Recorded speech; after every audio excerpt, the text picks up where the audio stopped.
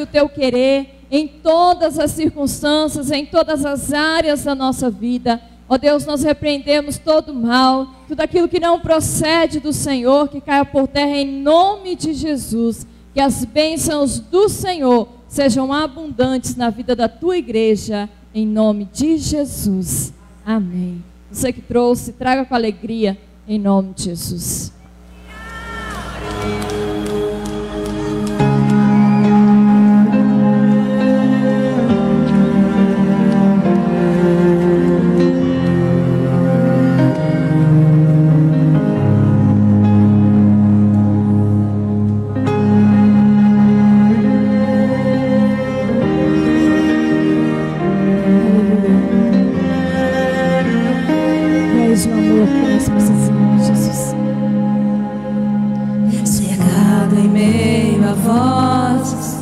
Anseio por tua voz a me chamar, a me chamar. Revelas quem eu sou quando estou aqui a te olhar, a te olhar. És o amor. Que esse amor venha verdadeiramente crescer em nós. És o fogo que jamais se apagará. Eu sei que tens muito mais. Leva-nos, Senhor. Leva-me no mais profundo do teu ser.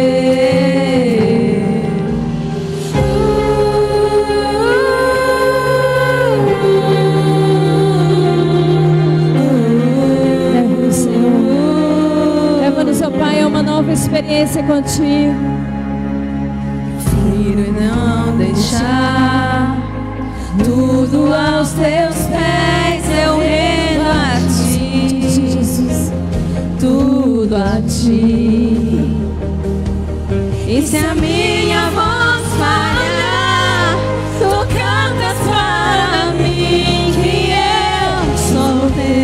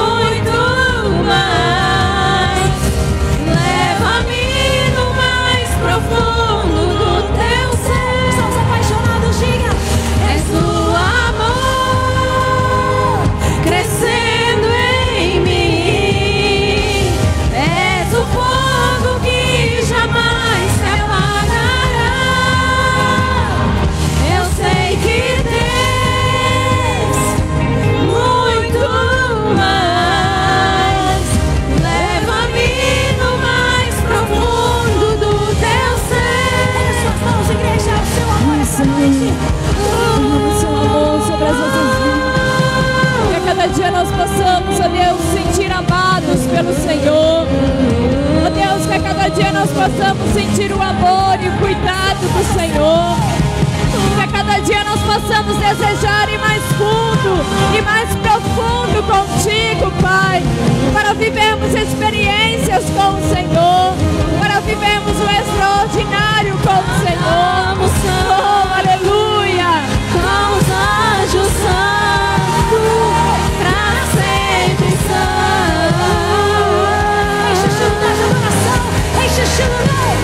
cantamos santo, com os anjos santos, pra sempre santo, pra sempre, Senhor. Cantamos santo.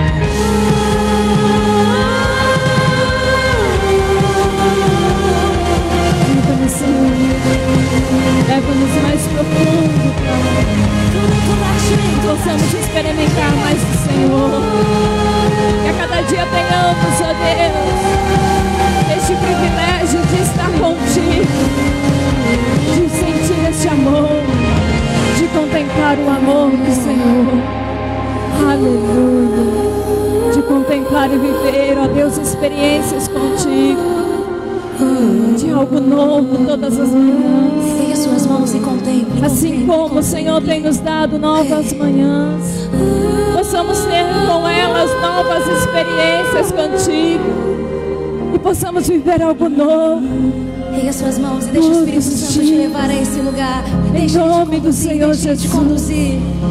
Que sejamos a cada dia, Pai, conduzidos pela Tua vontade, Nunca foi antes, pelo centro do Teu querer, por aquilo que o Senhor quer que nós venhamos viver, não pelas nossas escolhas, não pelos nossos prazeres, não pelas nossas condições, não pelas nossas circunstâncias, mas pelo querer da Tua vontade, o centro da Tua vontade, porque somente em Ti vivamos, Pai, a boa e agradável, perfeita vontade do Senhor, todos os dias da nossa vida até a consumação dos séculos. Aleluia, em nome de Jesus. Quero chamar as crianças, nós estamos orando, as crianças para o culto infantil. Glória a Deus, aleluia. Amém, igreja? Vamos orar pelas crianças, em nome de Jesus, que Deus possa abençoar os pequeninos. Estenda suas mãos, amém? Pai, nós queremos render graça, louvor, exaltar o Senhor, Pai, por graça, por tudo que o Senhor tem feito e há de fazer na vida dessas crianças. Pedimos que o Senhor abençoe os teus filhos neste momento. Ó Deus, venha usar a tua serva como instrumento do Senhor para falar no coração das crianças nesta noite. Que venha a ser um culto infantil, um momento de grande bênção e desenvolvimento no coração, ó Deus, de cada uma dessas crianças. Em nome de Jesus oramos e agradecemos. Amém e amém, Senhor. Amém. As crianças podem ir para o culto infantil. Nós demais iremos ficar aqui nesta noite. Em nome de Jesus, que Deus venha falar em nossos corações de uma maneira poderosa e grandiosa, a gente possa receber a porção daquilo que é a palavra de Deus nesta noite. Graças ao Senhor, sem demora, quero te convidar a abrir a tua Bíblia comigo em 1 Samuel, capítulo 15, verso 22, conforme eu até adiantei, lá no grupo da igreja, nossa mensagem da noite de hoje. Obedecer os 4 pilares da vida cristã é o caminho saudável da vida plena, é o que nós iremos falar nesta noite. 1 Samuel capítulo 15, Antigo Testamento, Mateus, Marcos, Antigo Testamento, Gênesis, Êxodo, Levítico, Número, Deuteronômio, Josué, Juízes, e aí então Ruth, 1 Samuel. É antigo, viu, gente? Não vai em Mateus não. Capítulo 15, 1 Samuel capítulo 15, verso 22. Apenas esse verso por enquanto. Vamos ler muitos textos hoje, mas apenas o verso 22 de antemão, que diz assim o texto de 1 Samuel 15, 22. Porém, Samuel disse: tem porventura o Senhor tanto prazer em holocaustos e sacrifícios, como em que se obedeça a palavra do Senhor? Eis que o obedecer é melhor do que o sacrificar, e o atender melhor é do que a gordura de carneiros.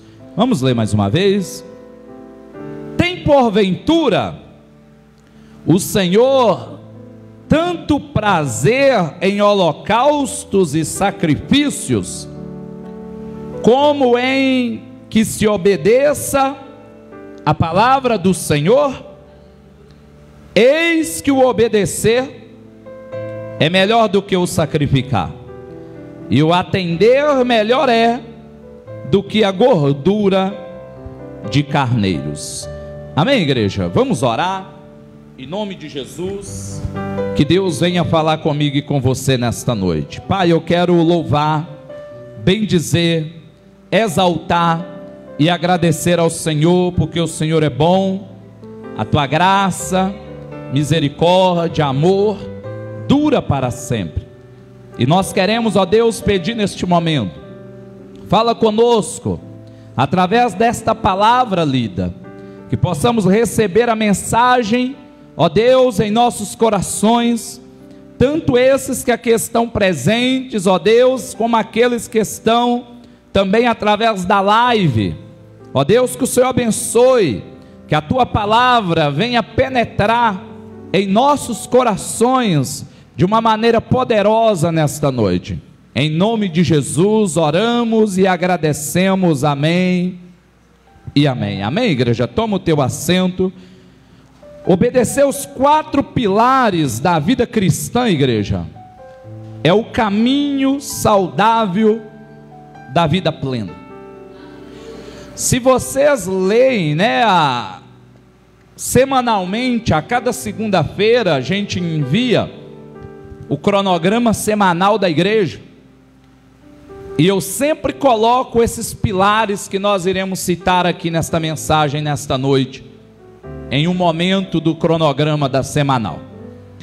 Nós vamos perceber que em tudo na vida existe pilares. Quando nós falamos de pilares, nós estamos falando de estrutura, nós estamos falando de base. Em tudo na vida é necessário uma base. Em tudo na vida é necessário pilares. Em tudo na vida é necessário aquilo que firma, aquilo que traz uma consolidez, uma condição de ter firmeza, e segurança daquilo que está acontecendo. E na vida cristã não é diferente.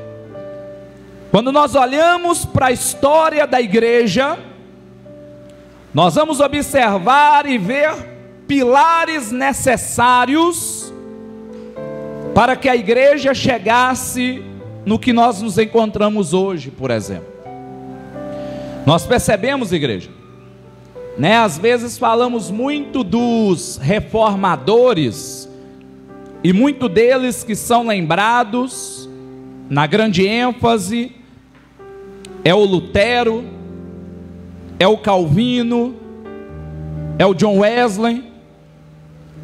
Mas existe um que, de certa forma, podemos dizer que ele deu o pontapé que dá início à grande reforma da igreja, ao qual se faz chegar até nós hoje. Em 1400 e aproximadamente ali 417, houve a morte de um homem que não é muito lembrado quando se fala da reforma da igreja, mas é o que fez iniciar o queimar no coração dos cristãos, que levou Lutero, Calvino, John Wesley e tantos outros, queimar a vontade de despertamento da igreja, que é John Rus. Ou seja, a história desse homem traz a ideia de que ele foi queimado em uma praça pública, e naquele momento, quando ele estava morrendo queimado, a história conta que ele clamava, ele adorava, ele louvava, e ele buscava de Deus misericórdia por aqueles que estavam o matando, queimando, porque eles não sabiam o que fazia. Ou seja, nós vemos, igreja, que isso foi um grande pilar para que a igreja continuasse, para que a igreja tivesse um princípio daquilo que Jesus fez, a constituição da igreja, ligada nos pilares, que demonstra que através disso teria uma vida saudável, uma vida plena. Porque se nós perguntarmos para cada um de nós nesta noite, quem está na live ali, por exemplo, todos nós queremos uma vida plena. O que é plenitude? Você já parou para estudar a palavra plenitude? Plenitude, em palavras simples, significa o quê? Completo. Significa realizado. Significa, aquele que alcançou tudo que ele poderia alcançar naquilo que ele pensa, Então, se tratando da vida, nós podemos resumir tudo. Ou seja, então, com certeza todos nós queremos esta essência na nossa vida, que é a plenitude. Queremos a plenitude no nosso casamento, queremos a plenitude na nossa vida financeira, queremos a plenitude na nossa vida material, queremos a plenitude na nossa vida profissional, queremos a plenitude na nossa vida, da saúde física, emocional, moral, espiritual. Queremos viver aquilo que é pleno. Mas eu sempre falo aqui na igreja algumas vezes que se nós entendêssemos o poder da palavra, da Bíblia Sagrada, nós iríamos comer ela todo dia, no sentido figurado. Nós iríamos alimentar desta palavra todos os dias, entendendo que até mesmo um ateu, por exemplo, pode fazer bem a sua vida se alimentar da palavra de Deus. Porque ela, sem o princípio espiritual, ainda assim ela é um manual para a vida. Ainda assim ela traz a plenitude para a vida. E quando nós lemos em Samuel, capítulo 15, o texto base do nosso discurso nesta noite, nós vamos perceber que ali em Samuel estava passando um contexto, qual Deus deixou claro que o profeta iria aparecer, sacrificar, porque ninguém poderia fazer sacrifício naquela época, somente o sumo sacerdote. Quem era? Samuel. Ou seja, nós vamos ver que a Bíblia declara que houve impaciência sobre Samuel. Igreja, a paciência em Gálatas capítulo 5 trata em dizer que é um fruto do Espírito. Então nós entendemos, nós vamos ver a palavra se encaixando mais para frente, mas vai guardando aí que nós estamos falando. O fruto do Espírito, sendo então a presença do Espírito em nós, ela gera uma capacidade de bondade, fé, temperança, amor e uma delas também, paciência. Houve ausência de fé em Samuel, em Saul, melhor dizendo, que era o rei aqui momentaneamente, e houve também uma falta de paciência, porque o que Deus havia dito é que o profeta iria chegar, o profeta era profeta também, mas o sacerdote, a expressão, e ele iria sacrificar em favor do povo de Israel, para que eles viessem estar indo ali para a guerra. O que nós iremos perceber? Samuel ele atrasa, Samuel ele demora a chegar, Samuel ele não chega no momento em que Saul esperava. A Bíblia relata que Saul então levanta e pensa assim, o negócio é o seguinte, eu mesmo vou sacrificar. E ele realiza um sacrifício, mas isso era abominação, não podia. E aí nós vamos ver o que? O texto que nós acabamos de ler então, para você entender o negócio, é Samuel dizendo para Saul, respondendo esse erro de Saul, e diz para ele: Saul, o negócio é o seguinte, tem porventura o Senhor prazer em holocausto, em sacrifício, Saul? Aí ele continua dizendo, como em que se obedeça a palavra. E qual era a palavra? Quem vai sacrificar é Samuel. Quem sacrifica é sumo sacerdote. Quem pode fazer holocausto é sumo sacerdote. Mesmo você sendo rei, você não pode tocar nisso. Então quando Samuel diz para ele, ele está dizendo, por acaso o Senhor, Ele tem prazer em holocausto? Ele tem prazer em sacrifício, Saul? É claro que não. Ou seja, aí ele diz: eis que o obedecer é melhor do que o sacrificar, porque o atender ao Senhor é muito melhor que gordura de animais se derramando. O que o texto estava dizendo? Que não adianta eu achar que eu posso sacrificar. Quantas pessoas não fazem sacrifícios que nós chamamos de tolo? Deixar de comer não sei o que durante 40 dias, né? Carne. Deixar de beber, né? Está chegando uma época que chama Sábado de Aleluia. Engraçado que muitos aproveitam este dia para dizer: aleluia, agora eu posso entornar.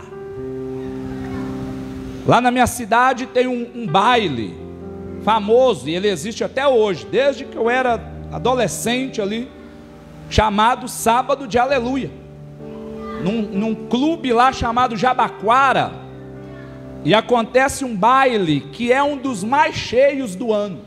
Parece que o povo realmente diz aleluia, porque a minha cidade, a minha região, muito católica, né? Barão de Cocais faz parte ali da Estrada Real, então é um local muito católico, então respeitam muito essas datas, essas épocas, mas aí dizem aleluia.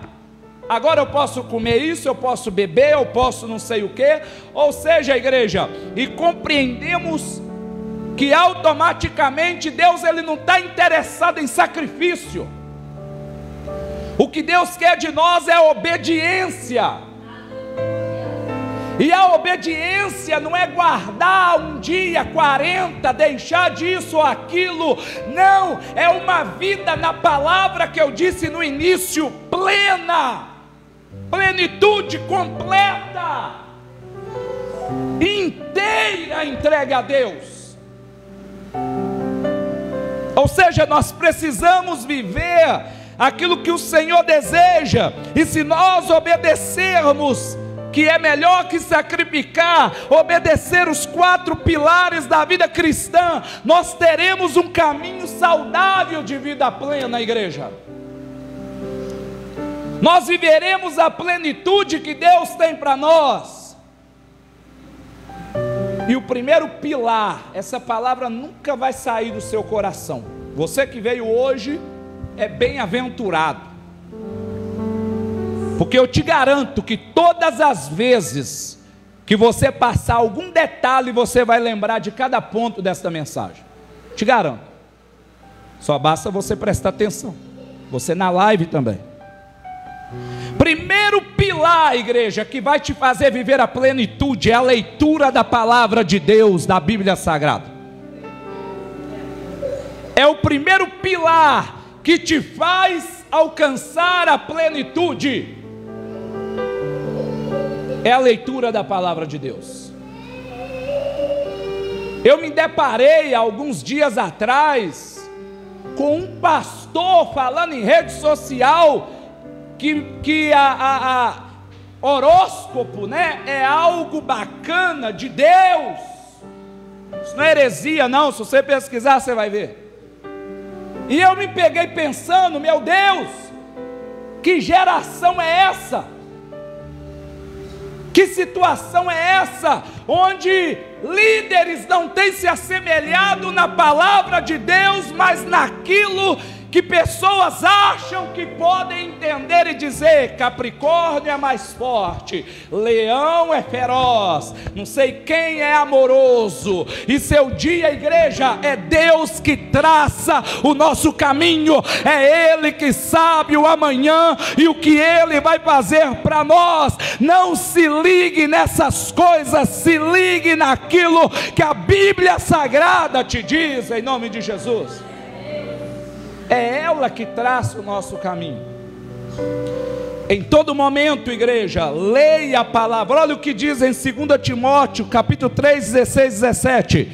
Toda a escritura é inspirada por Deus e útil para o ensino, para a repreensão, para a correção e para a instrução na justiça, para que o homem de Deus seja apto e plenamente preparado para toda boa obra.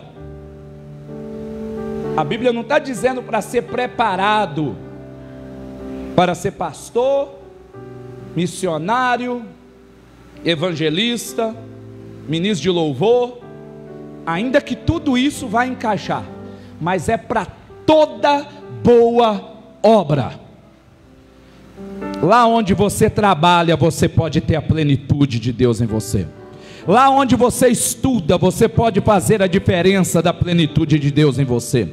Lá na tua casa, você pode fazer a diferença da plenitude de Deus sobre você. Ou seja, a partir do momento em que toda a escritura é inspirada por Deus e útil para o ensino, igreja, ensino geral.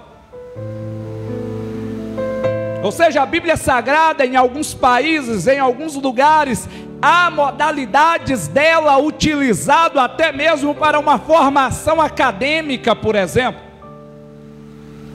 Na Itália, por exemplo, todo formando de direito tem como modalidade estudar o livro de Romanos. Só para você ter uma ideia da situação da Bíblia Sagrada para nós. Porque a partir do momento em que qualquer formação existe o juramento, há uma ligação bíblica e espiritual.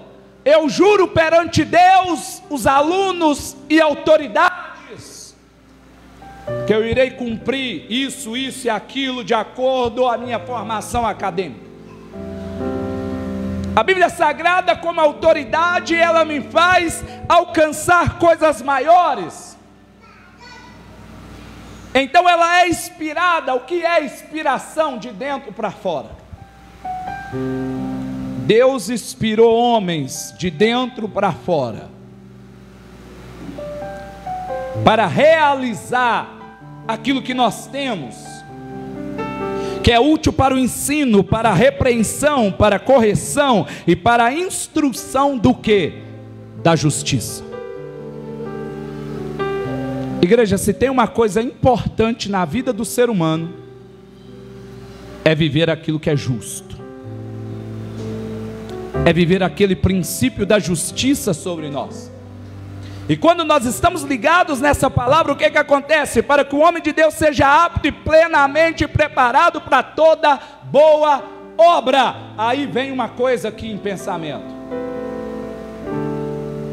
O que nós estamos realizando dentro da nossa casa, dentro do nosso casamento, dentro da nossa família, dentro do nosso trabalho, dentro da nossa escola, onde nós chegamos, onde nós vamos, tem sido boas ações e boas obras em tudo que eu tenho feito?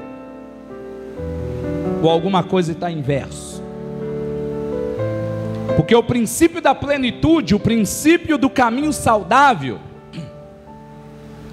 está ligado exatamente em obedecer a palavra de Deus.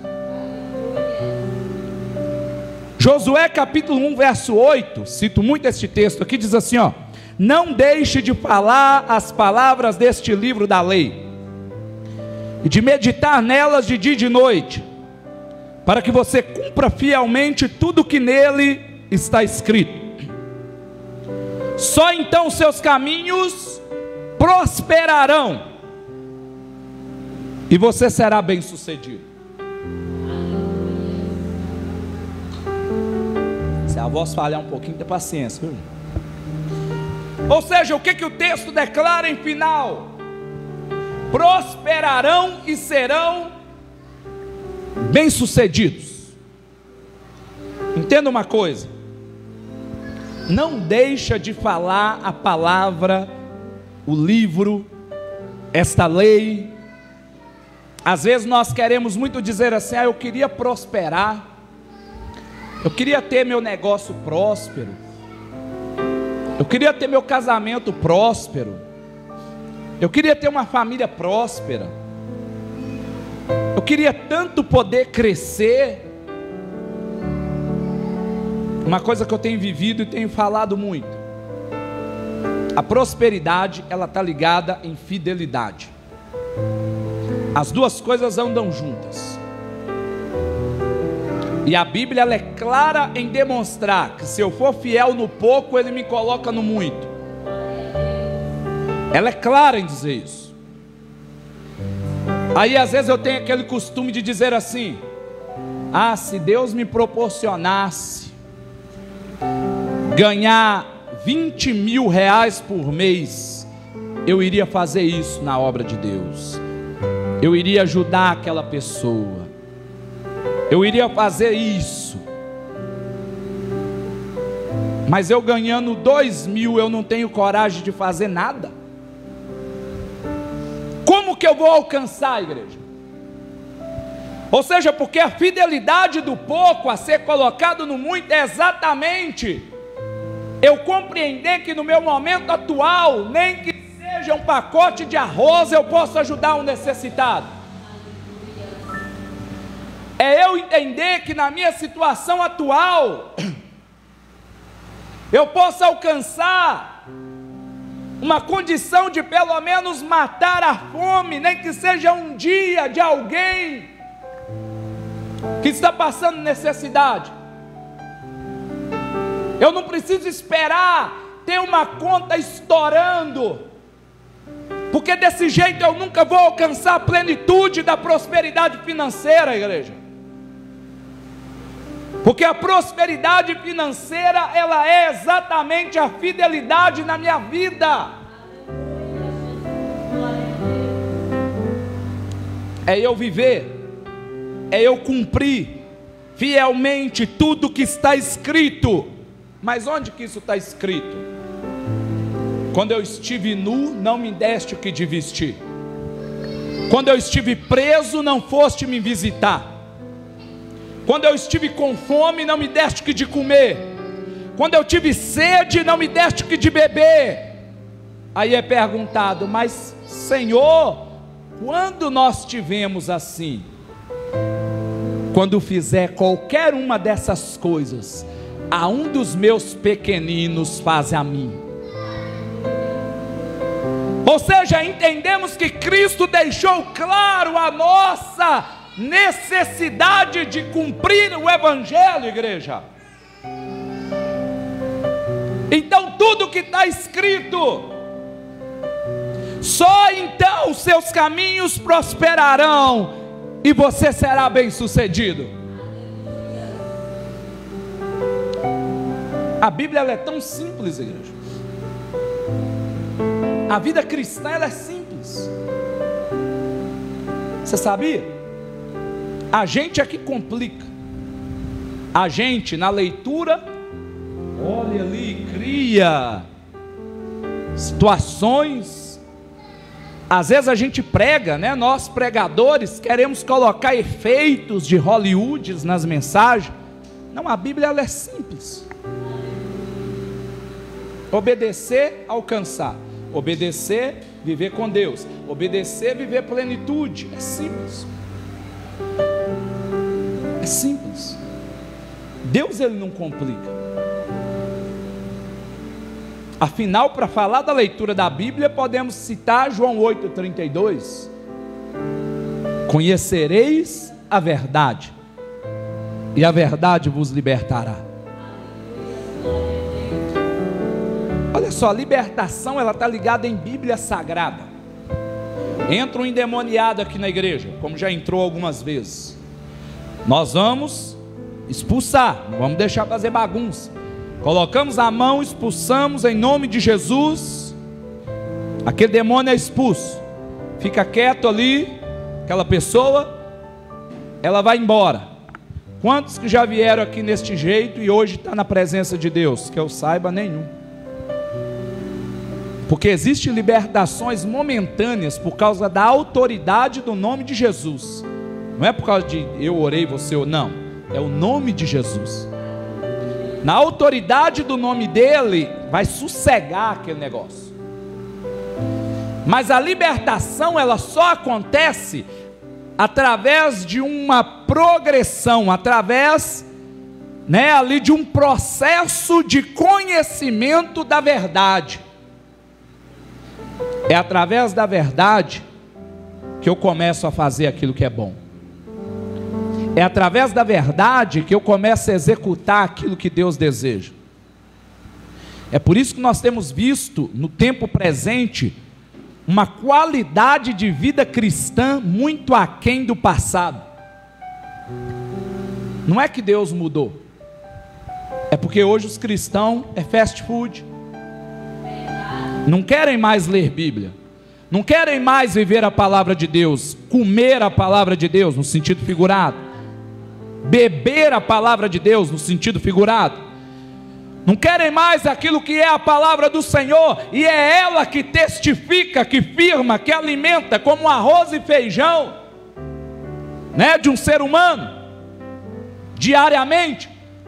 Assim é a palavra de Deus.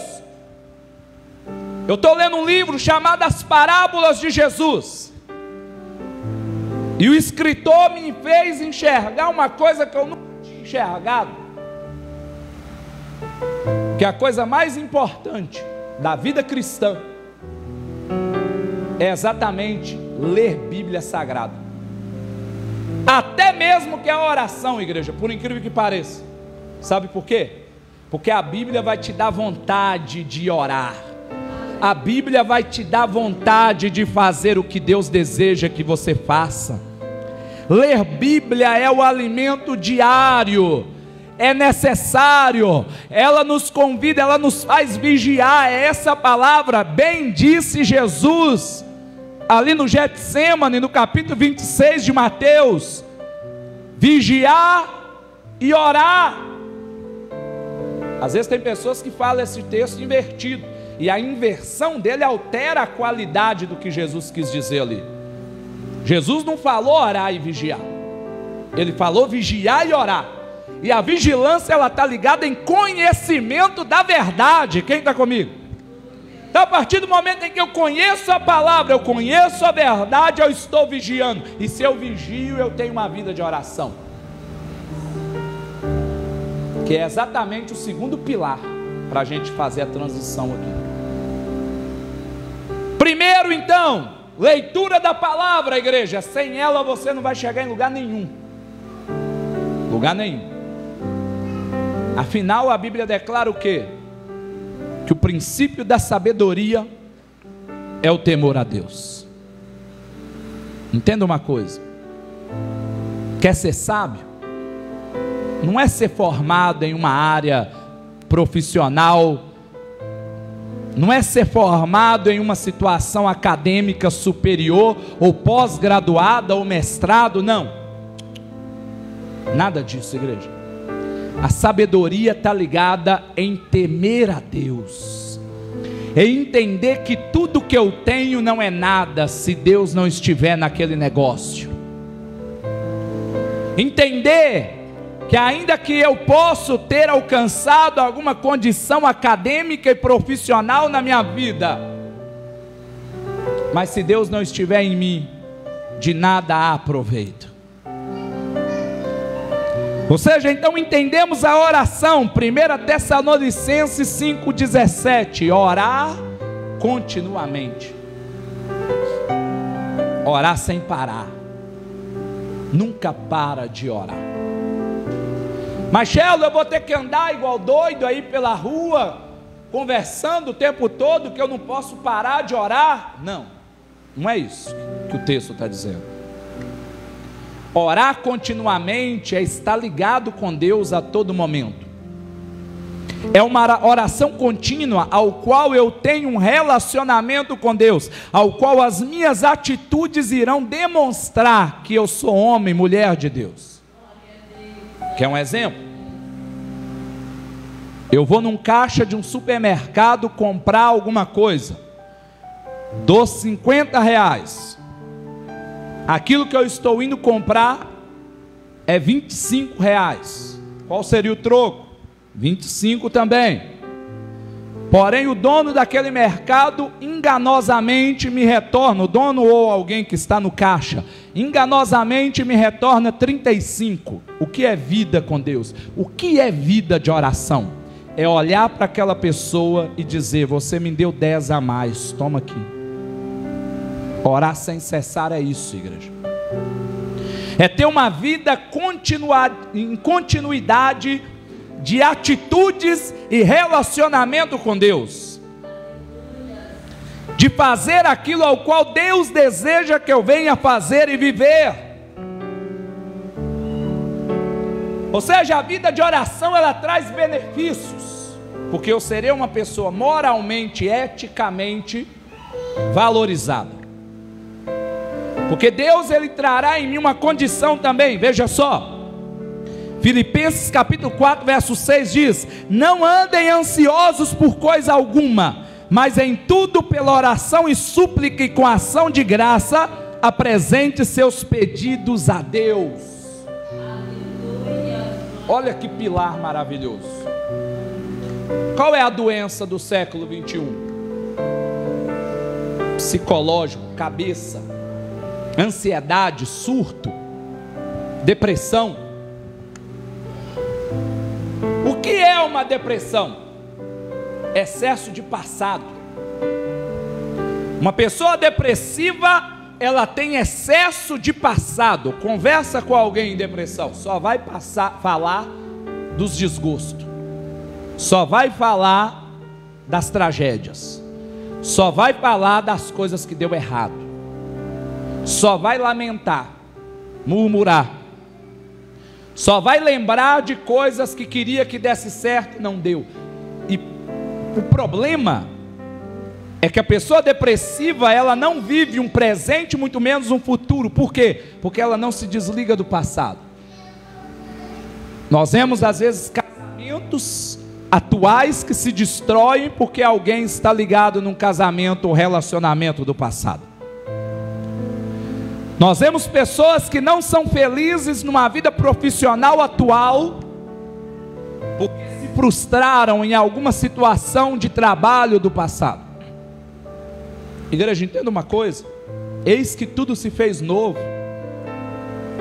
Olha para frente, a Bíblia nos chama a viver o seguinte: esquecer as coisas que para trás ficam. Capítulo 3 de Filipenses.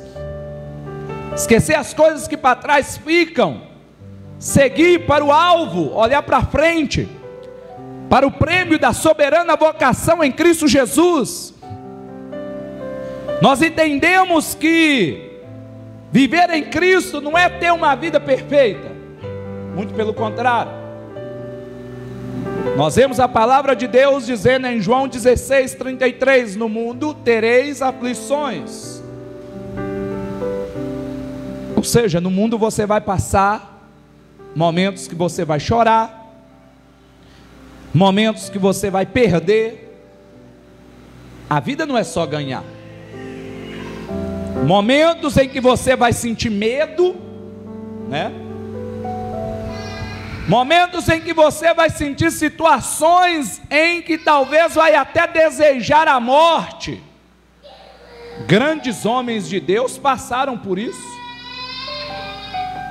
Elias passou por este momento. Jó passou por este momento. Homens usados por Deus de uma maneira poderosa. Teve um período das suas vidas que eles falaram: eu não quero mais viver, eu quero morrer. Sabe o que é isso? Um surto psicótico. Um momento de uma crise existencial que passou naquele momento, naquele ser humano. E nós também podemos passar, igreja. A questão é que o salmista já nos chama a viver estes momentos. Olhei para o monte mais alto, de onde me virá o socorro. O meu socorro vem do Senhor, vem de Deus que fez os céus e a terra. Olha o primeiro pilar entrando em ação aqui, ó. Uma coisa liga a outra. Leitura da palavra. Porque nós só iremos vencer o momento do surto, da crise existencial psicótica, se eu conhecer a palavra de Deus, igreja. É ela que me faz começar a lembrar. Não, o Senhor disse para mim que eu não passarei, né? Salmo 23. O Senhor, Ele disse para mim que Ele é meu pastor e nada vai me faltar.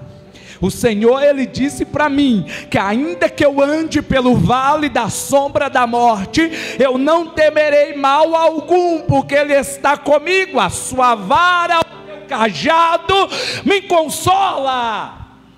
O Senhor, Ele disse para mim que Ele iria, Jesus iria, mas Ele iria enviar o Consolador.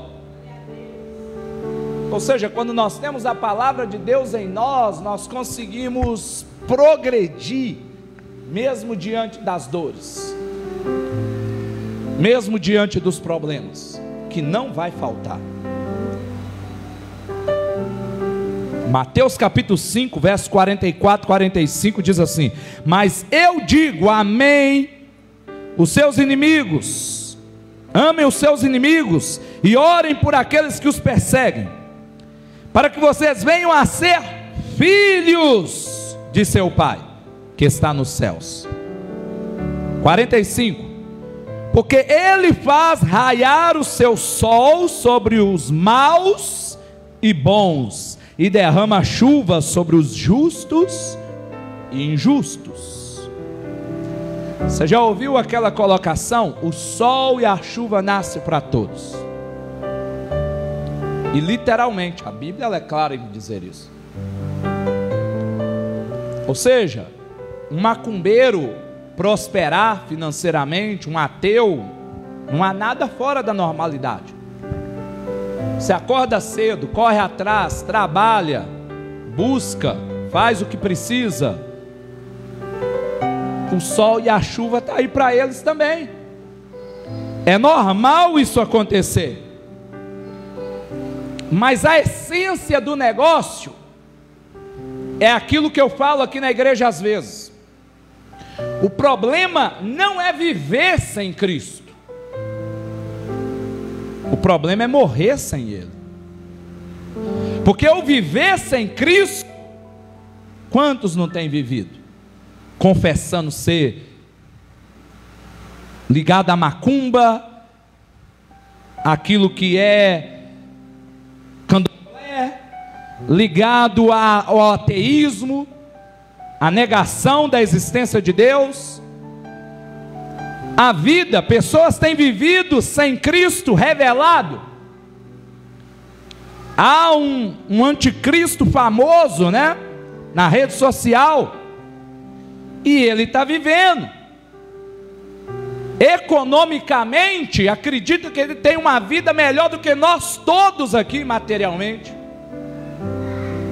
Mas o problema não é o viver sem Cristo, é o morrer. Porque o viver, o sol e a chuva está nascendo para ele, está nascendo para todos, está nascendo para nós. E a Bíblia ela diz que os filhos das trevas são mais prudentes.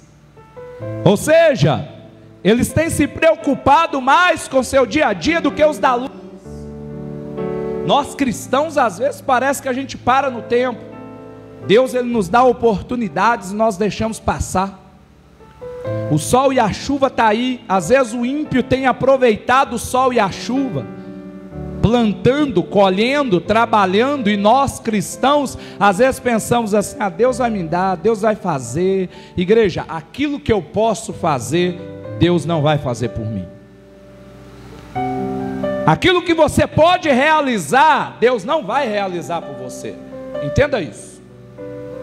Lembro um diretor de uma escola dizendo uma vez, ele era pastor também, ele disse que chegou numa manhã de prova, um aluno chegou para ele ali: pastor, ora por mim, pastor, que eu vou fazer uma prova agora. O pastor virou para ele: você estudou, filho? Não, eu estava trabalhando muito, não tive tempo não. Mas você quer que eu ore para quê então? Para eu conseguir fazer a prova, porque meu filho, A minha oração para você seria essa aqui, ó: Senhor, dê graça, coloca sobre a mente dele, traz à luz a ele tudo aquilo que ele tem buscado, estudado. Mas se você não estudou, o que é que vai acontecer? Mas Deus pode, pastor? Não, Ele pode, mas Ele não vai fazer isso, jamais, não existe isso. Ou seja, Deus jogar na cabeça dele ali, toma, vai. Existem situações, exceções, onde alguém alcançou graça e misericórdia. Existe, claro que existem as exceções, mas nós estamos falando da regra. A regra de Deus é você fazer aquilo que você pode, e aí, quando você não puder, Ele faz por você, em nome de Jesus, igreja. Jó 42, verso 10 declara: depois que Jó orou pelos seus amigos, o Senhor lhe trouxe restauração e lhe deu em dobro tudo que ele tinha antes. Amigos, entre aspas.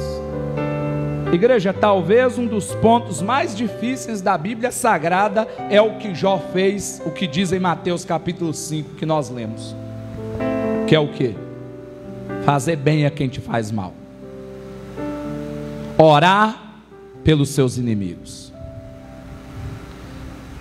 Quando eu olho para a Bíblia Sagrada, eu particularmente entendo que é o princípio mais difícil de viver, porque fazer bem para quem está cheiroso, para quem está cuidando de mim, para quem me ama, para quem é agradável os meus olhos, a tudo aquilo que eu gosto de ouvir, é muito bom. Agora, e fazer bem para quem quer sua morte? E fazer bem para quem quer te matar, para quem quer o mal da sua vida? E Jesus nos chama a fazer isso, fazer bem. E isso a oração nos ajuda.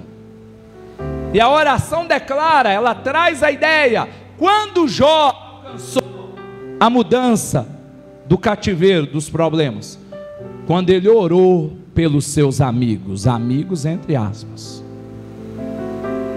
A partir do momento em que ele ora pelos amigos que o julgaram, que o acusaram, que virou para ele numa certa feita e disse assim: ô Jó, o negócio é o seguinte, amaldiçoa o seu Deus e morre, rapaz, entenda isso. A esposa de Jó também, ao invés de ajudar, sempre disse para ele: onde está seu Deus? Morre junto com ele, amaldiçoa esse negócio. Os amigos de Jó foram ousados a dizer para ele: ô Jó, você está assim porque você está em pecado, rapaz. Não tem como alguém passar isso aí que você está passando, se não for o pecado. Ao invés de o abraçar, estamos aqui, Jó, conta com a gente, começaram a acusar. Quantas vezes não passamos isso? Às vezes passamos isso dentro de casa, porque nós passamos isso e dói, é quando é de pessoas que nós não esperamos. E Jó passou isso da sua esposa e dos seus amigos. A Bíblia é clara em usar a palavra amigos. Mas Jó orou por eles, igreja. A Bíblia declara que quando Jó orou, o cativeiro, a realidade de Jó mudou. Olha a fortaleza desse pilar. Começa a orar. Começa a lembrar daquela pessoa do seu trabalho. Começa a lembrar daquela pessoa da sua escola. Começa a lembrar daquela pessoa da sua casa. Começa a lembrar daquela pessoa que tem tirado, tem te feito pecar. E começa a pedir Deus força. Pai, me ajuda.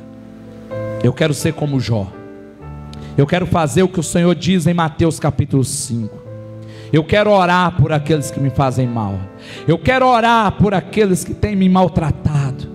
Porque eu sei, Senhor, que o Senhor pode mudar a vida deles e a minha. Em nome de Jesus.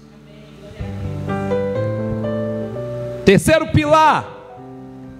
Primeiro, Bíblia. Segundo, oração. Terceiro, consagração, igreja. Você só alcança esse pilar se você orar e se você ler Bíblia. Provérbios 16:3. Consagra ao Senhor tudo o que você faz e os seus planos serão bem-sucedidos. A cada manhã, consagra ao Senhor tudo o que você faz. Eu gosto de dizer o seguinte: se você estiver batendo um prego, pondo um parafuso, se você começar a dizer para Deus: Pai, obrigado pelas minhas mãos, obrigado pela saúde, obrigado por tudo que o Senhor tem me dado, Pai, obrigado pela condição que o Senhor me dá. Eu tenho as minhas mãos, a saúde, os meus pés, os meus braços, tantos não têm, o Senhor me dá. Se você fizer isso, você já está consagrando o seu dia, adorando a Deus. Deus começa a receber o seu louvor. Mulher, dona de casa, lá na sua casa, você está fazendo um almoço para o seu marido chegar na hora do almoço para se alimentar, que está trabalhando, e ao invés de você murmurar, você começar: Pai, obrigado porque o meu marido está trabalhando e colocou comida no armário.